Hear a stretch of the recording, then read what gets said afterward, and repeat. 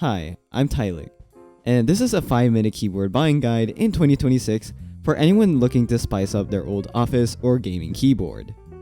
To start, I just want to say that ever since a little more than a year ago, companies have been heavily improving their manufacturing processes, to the point where almost every keyboard brand makes objectively good keyboards.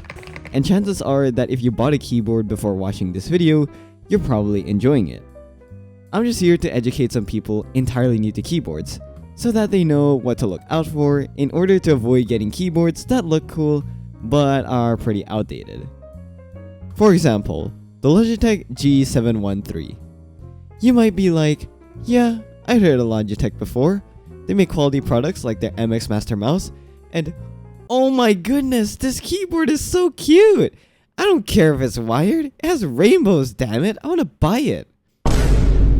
But do some very sophisticated research, aka scrolling Instagram.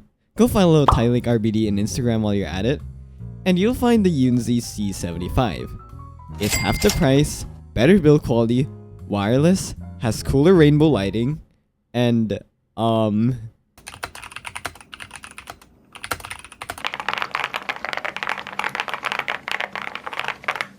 let's just collectively agree this sounds better. So how do you make sure you're buying the right keyboards? Well, I'm gonna show you my method. Because unlike most tech categories, there are only a few standouts in the keyboard space, and every keyboard seems to just match each other in value proposition. So it's hard to really go wrong with those kinds of keyboards. So here's how to find them. I recommend going to your local store. Since I'm Filipino, I'll go to Shopee. Then just look for specific terms like gasket mount, factory lube switches, tri-mode connectivity, magnetic keyboard, or Hall effect if you're looking for a gaming keyboard.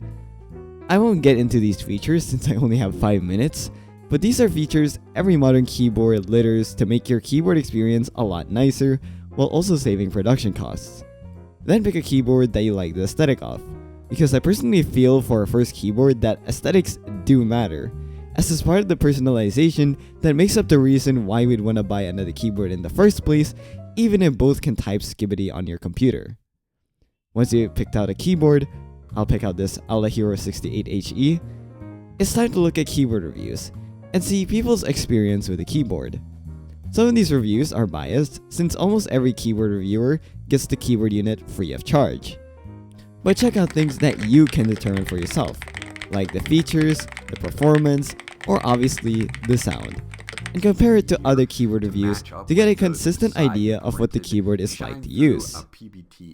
Once you're satisfied, look at least 3 other options and try and see which one would fit your preferences or needs the most. Do you want the fastest gaming keyboard? Do you want a creamy sound? Do you want wireless? Keyboards are the type of tech that is almost entirely based off your preferences. You might like a premium feeling keyboard, while others like a more travel-friendly keyboard. You might like talky, while others like clicky. Spending more on a keyboard can give you more options with your preferences, and can generally provide better build quality construction, more features like a screen or QMK/VIA support. But in the end, preference is still a much bigger factor when it comes to keyboards, because I'm pretty sure there are men who would take a $60 black creamy keyboard over a $200 pink high-end Hall effect keyboard, and vice versa. Despite this, I still recommend that beginners go for pre-built keyboards instead of keyboard kits, unless you know what you're doing. Because not only do most keyboards already come with all of the foam, good switches, and features that people desire, but they likely also have the ability to hot swap switches, meaning with a switch puller, you can switch out your switches and also your keycaps once you learn more about your keyboard. And trust me, they make a big difference both visually and sound-wise if you do your research properly, especially on the switches. That's all, but for the next 40 seconds, I'll give some popular recommendations for you to start choosing from.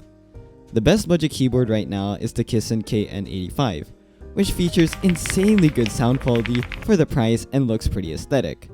If Amazon isn't an available option, then the Aula F75 is a very safe option in 2025 that you can buy all across the globe. Hall effect keyboards perform very similarly and are pretty similar in price, so go whichever matches your aesthetic and performs at the top of your budget.